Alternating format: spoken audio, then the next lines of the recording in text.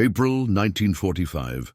Berlin was no longer a city, it was a battlefield. Smoke choked the skies. The distant rumble of artillery shook the ground, and the once proud streets were scarred by fire and rubble. The Third Reich, a name that had struck fear across continents, was collapsing in real time.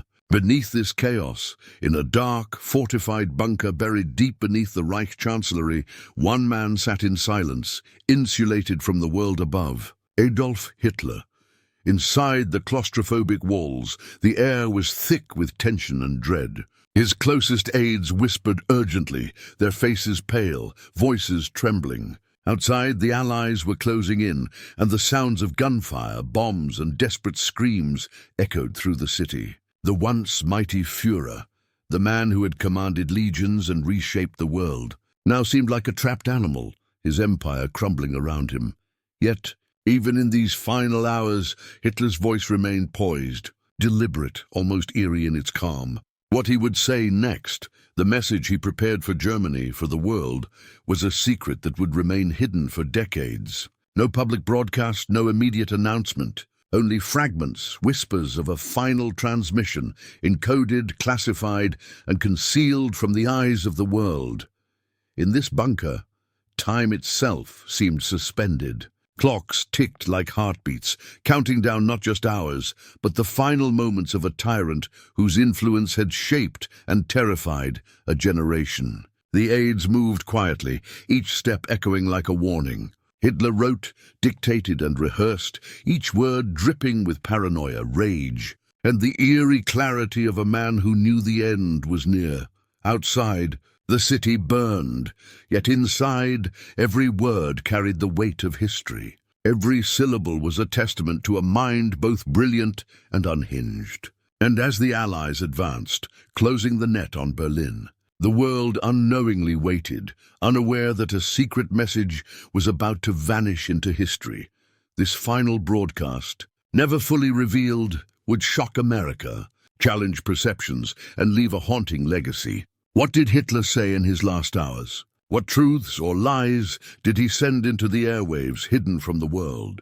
Tonight, for the first time, that secret is about to be unveiled. Berlin, April 1945. The city was falling, the tyrant was trapped, and history was holding its breath. Berlin was a city on the edge of annihilation. Buildings smoldered, streets were littered with debris, and the once orderly avenues were now rivers of chaos. Citizens fled in panic, soldiers fought desperately to hold crumbling positions, and the distant roar of Allied artillery was a constant reminder that the end had come. The city that had been the heart of the Third Reich was now a graveyard of its own making.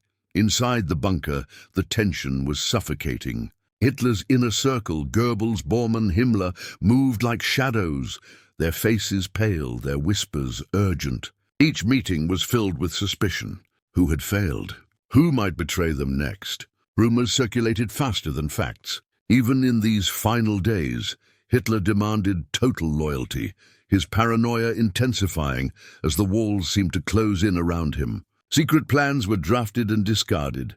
Coded messages were sent to units long cut off from communication. And each report from the front lines brought only more despair.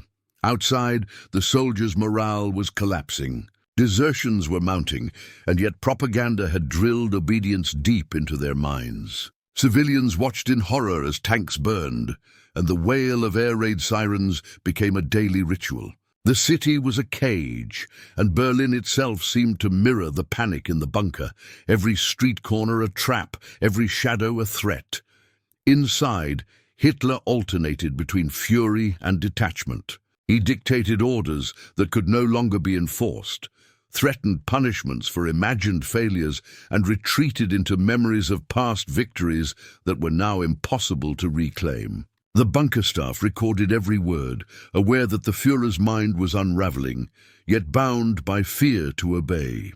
Coded transmissions went out, their meaning intended for distant generals who might never receive them, a desperate attempt to control a war that was already lost.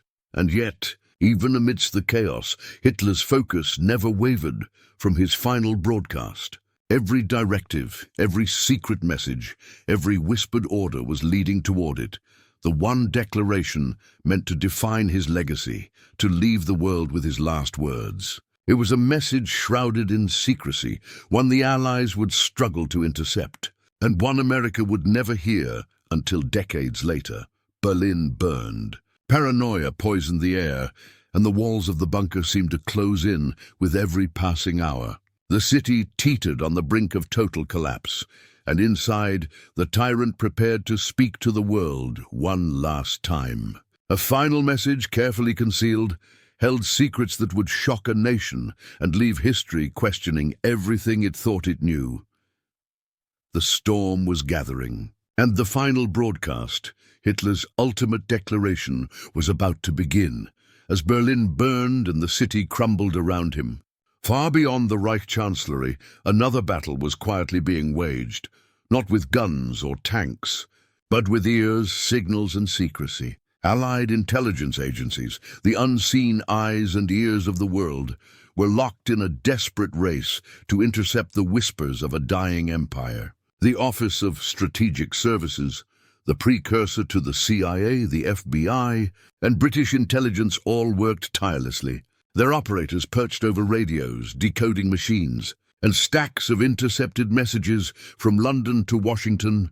Analysts pored over encrypted communications, tracing the movements of Nazi officials, noting unusual radio bursts, and piecing together the fragments of a story that seemed almost too sensational to believe. They knew Hitler was trapped, isolated in his bunker beneath Berlin, but the final messages from the Führer himself remained elusive, shrouded in secrecy and cloaked by layers of encryption.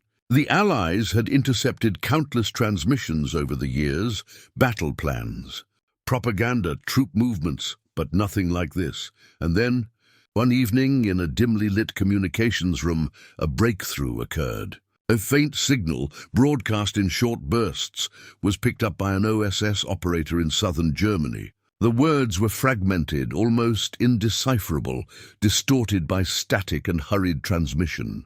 But they carried a chilling clarity. Hitler's voice, unmistakable and unlike anything previously recorded. It was not a speech of defiance or ideology. It was a message of calculation, paranoia, and warning. The discovery set off a flurry of activity. The fragments were rushed to cryptographers and linguists, who worked around the clock, piecing together the transmissions with painstaking precision. Every syllable mattered. Every pause, every inflection could carry hidden meaning. For weeks, the team labored, decrypting and cross-referencing, until finally the outline of the secret broadcast emerged. What they uncovered was shocking, not just in content, but in its implications. Hitler's final words were never meant for immediate public consumption. They were designed for a select audience, high-ranking officials, loyalists, and perhaps even the Allied leaders themselves. The broadcast contained coded messages, veiled threats, and eerie predictions about the post-war world. At times it seemed almost prophetic, a glimpse into the delusional mind of a man who could sense the collapse of his empire, but still imagined a twisted path to revenge. For the intelligence operatives handling the material, the emotional weight was immense. These were not just intercepted transmissions, they were the last testament of one of history's most feared men. The thought that these words had been deliberately concealed from the public, locked away in classified files, only intensified the tension. They were holding history in their hands, the final moments of Hitler's life and ideology, encoded in a few minutes of broadcast. The FBI, in coordination with Allied forces, moved quickly to secure the tapes, fragments of which were scattered across makeshift recording devices and early magnetic reels. Analysts documented everything: the tone of voice, the phrasing, the deliberate silences, and even the hidden layers of meaning. Nothing was left to chance. Every line of the broadcast was examined for clues about Hitler's mindset, his intentions, and his secret plans.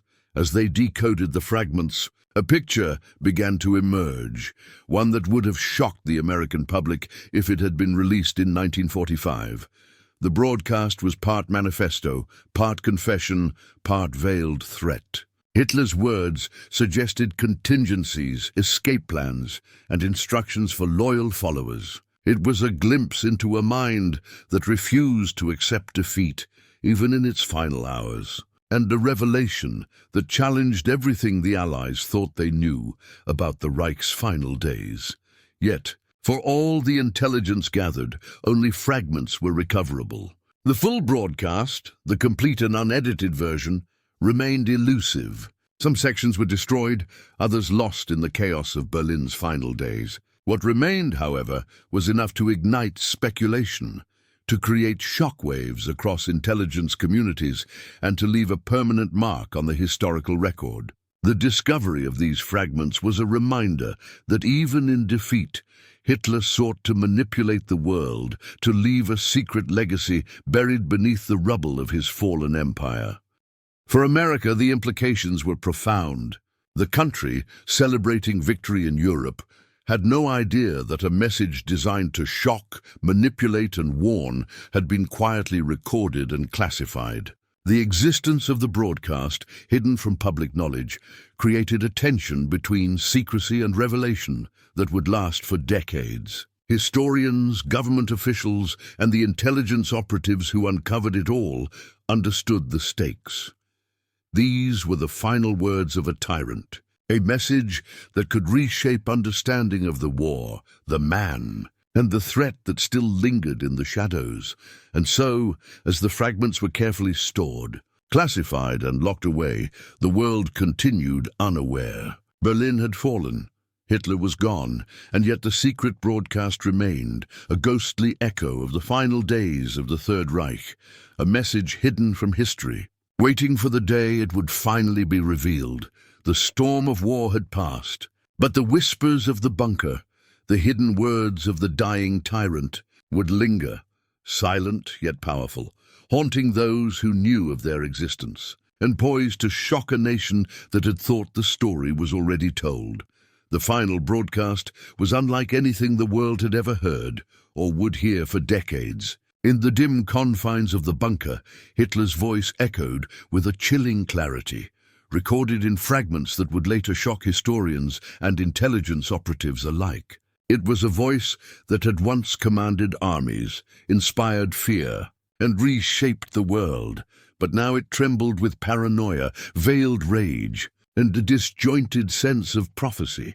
As Allied forces tightened their grip on Berlin, Hitler spoke into the microphone, not to rally his troops or citizens, but to leave a secret testament, a declaration that would linger long after his death. His words were fractured, yet every sentence carried a deliberate weight. "The world will know," he hissed, "the true cost of betrayal. Those who think the Reich has fallen are blind. I have laid the foundations for a return, even if I am no longer here." The intensity of the broadcast sent shivers down the spines of those closest to him. Goebbels, standing nearby, scribbled furiously in his notes, glancing nervously at Hitler's gaunt face. Bormann and Himmler exchanged anxious looks. Even in their loyalty, a creeping unease had settled in. The voice on the recording alternated between fury and almost clinical detachment, recounting imagined conspiracies and hidden enemies within the Nazi ranks. Every word was a mix of confession and accusation, a tangled web of blame and vindication.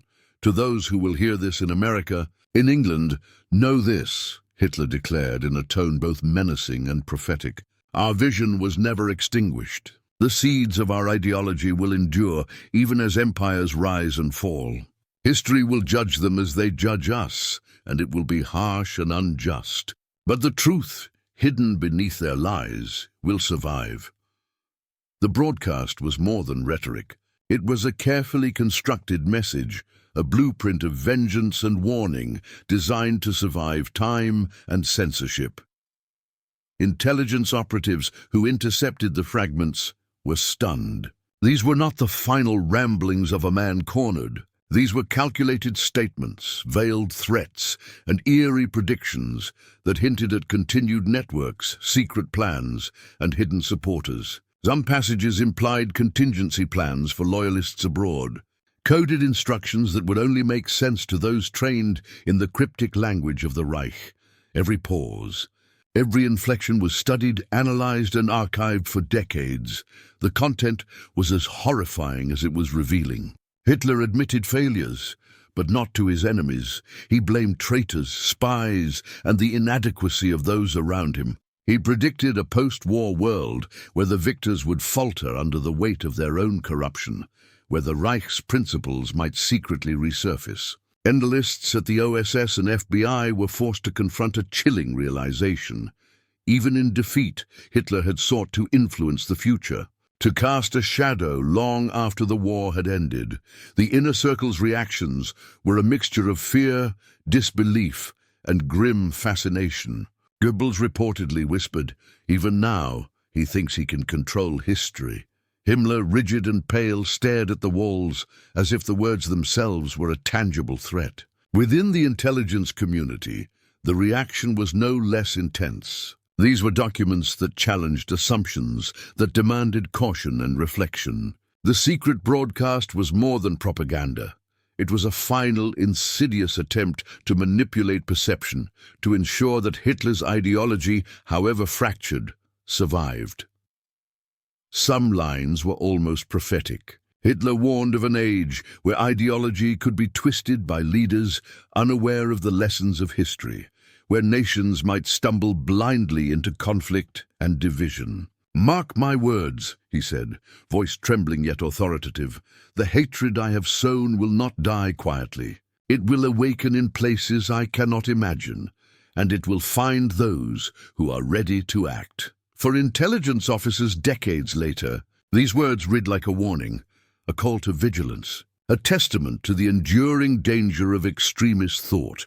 Yet the broadcast also contained moments of unsettling self-awareness. Hitler admitted to errors in judgment, but couched them in a mix of defiance and justification. He recounted battles lost, cities destroyed, and millions dead, yet he framed each failure as the result of betrayal or external interference. It was a confession, but a confession twisted through the lens of a delusional mind, designed to shape historical memory rather than acknowledge personal responsibility. The fragments, pieced together painstakingly by analysts, painted a portrait of a tyrant, at once fragile and terrifyingly calculating. Each word was an artifact of a mind in collapse, yet refusing surrender. The broadcast revealed paranoia, obsession, and a final desperate attempt at legacy. It was not meant to soothe or to explain. It was meant to endure, to shock, and to haunt. And as the intelligence teams finished compiling the fragments, the true weight of the discovery hit them. The world had never known these words. They had been buried beneath bureaucracy, secrecy, and chaos. For decades, they remained hidden, until finally their revelations would stun historians and the public alike. Hitler's final broadcast was not merely a message. It was a glimpse into the mind of a tyrant, a chilling testament to obsession, and a warning that reverberates even today. When the fragments of Hitler's final broadcast were finally decrypted, the reaction across the Atlantic was one of disbelief and shock. America, celebrating victory in Europe, had been largely unaware that a secret message from the dying Führer even existed. What reached the intelligence agencies was only a fraction of the full broadcast. Yet it was enough to send ripples of fear and fascination through Washington, D.C., and beyond. The FBI, OSS operatives, and military intelligence officers pored over the recordings, analyzing every word, every inflection, every coded phrase. The room was silent, except for the mechanical hum of decoding machines and the occasional sharp whisper of an analyst pointing out a subtle nuance. Historians would later describe the moment as chilling, like holding the final heartbeat of a man whose crimes had shaped the 20th century. Newspapers remained unaware, and the public continued to celebrate the end of the war. But inside the corridors of power, America faced an unexpected reality. The man whose ideology had terrorized Europe still held influence, even in death.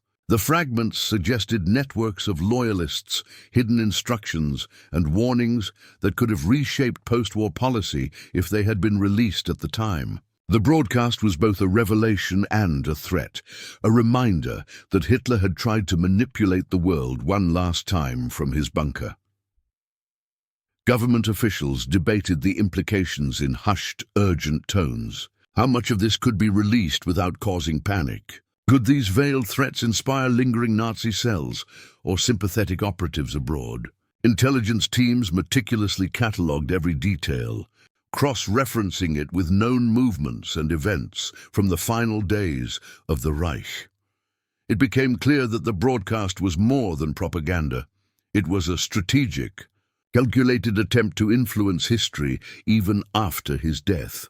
For historians and intelligence officers alike, the content of the broadcast was staggering. Hitler had admitted failures, accused traitors, and made predictions about the post-war world that seemed eerily prescient. He had spoken directly to America in ways that no one had heard, warning of the dangers of complacency and the persistence of extremist ideology. The secrecy surrounding the broadcast amplified its power.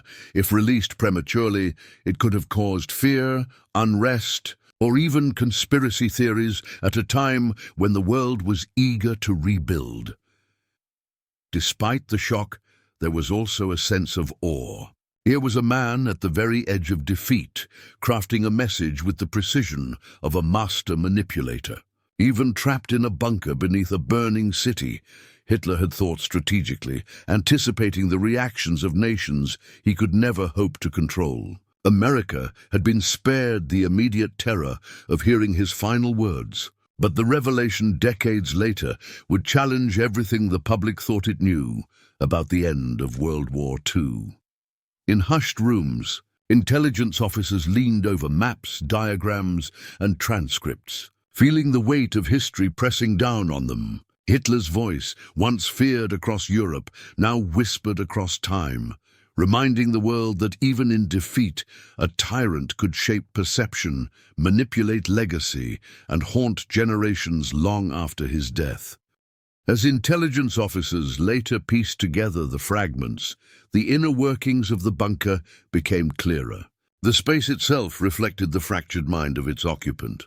There were maps strewn across tables, annotated with frantic notes and coded instructions. Messengers and aides hurried through narrow corridors, carrying reports that could no longer change the outcome of the war, but were treated as if they could. Every door was a threshold between life and death, every whisper a possible betrayal. Hitler's closest associates, Goebbels, Bormann, Himmler, moved like phantoms caught between loyalty and fear. Their faces paled from sleepless nights and the constant dread of the approaching Allies. Hitler's final broadcast was not merely a message, it was a reflection of the bunker's atmosphere, the claustrophobia and the unrelenting pressure of imminent defeat. The fragments revealed a man acutely aware of his isolation, yet consumed by delusions of power and foresight. "They will not understand me now," he reportedly said, his voice calm yet laced with fury. "But history will remember, and the truth will endure, hidden beneath the lies of the victors." These words were more than rhetoric, they were a strategic declaration intended to leave a mark on the world long after he was gone.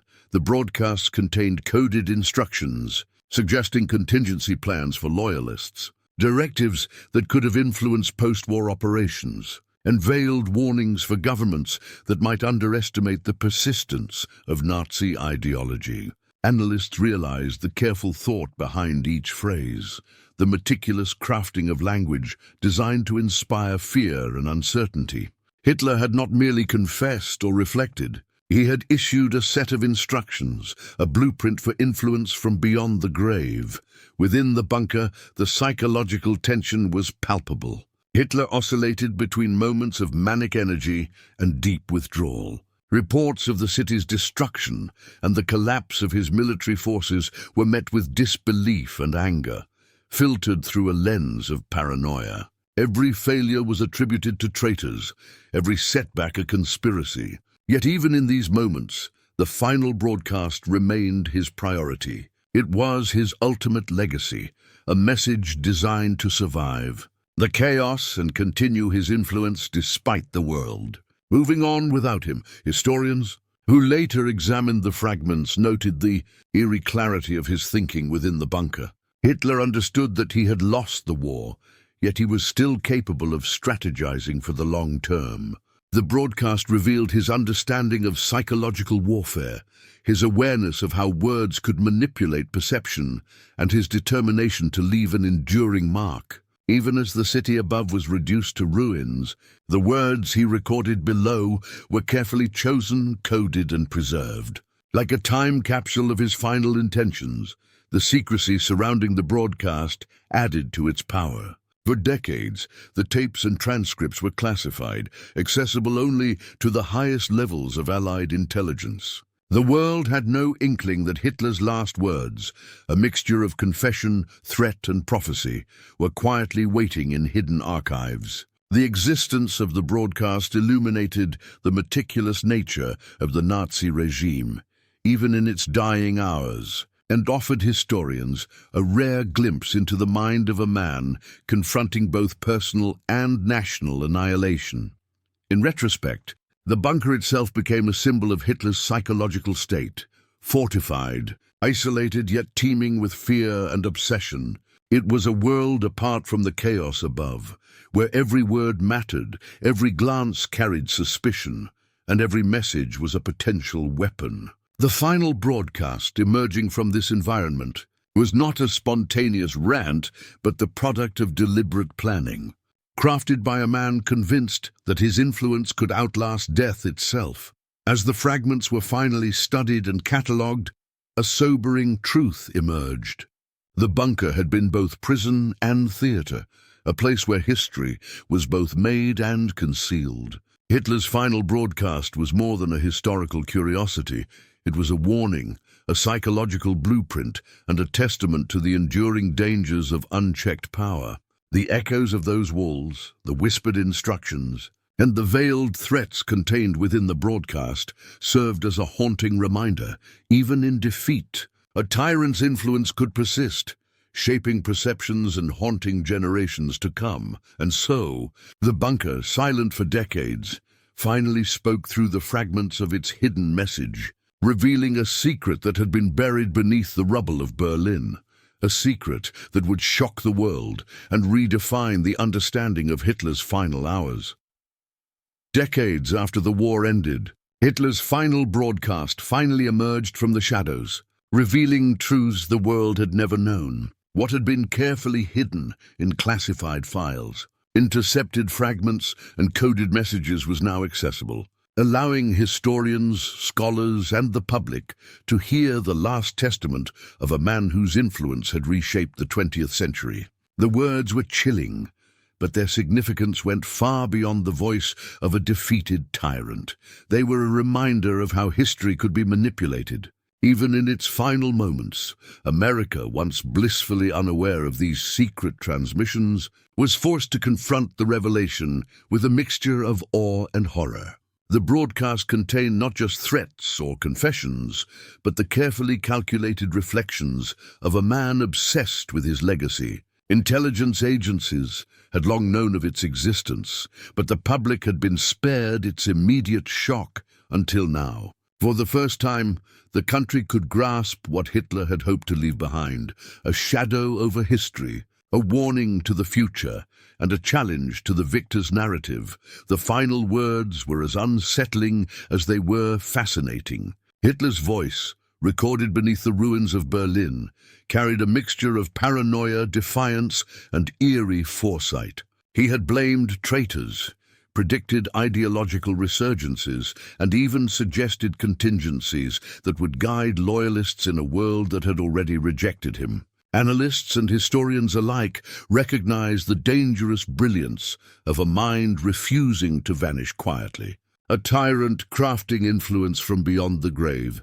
Yet, for all their shock and fear, these revelations also offered lessons. They reminded the world of the power of ideology, the fragility of truth in wartime, and the necessity of vigilance against those who seek to manipulate history for their own ends. Hitler's last broadcast was not just a historical curiosity, it was a stark warning. It demonstrated how words, carefully preserved and coded, could outlive empires, influencing perception long after the man who spoke them had vanished. In the end, the legacy of the final broadcast is a haunting one. Berlin had fallen, Hitler was gone, yet the echoes of his bunker remained. The message, secret for decades, reshaped understanding of the war's final hours, revealed the psychological depth of a tyrant facing defeat, and left an indelible mark on the record of history.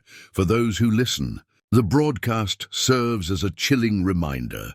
Even in the face of annihilation, a tyrant's influence can endure, and the secrets of history, once hidden, have the power to shock, to warn, and to haunt generations yet to come.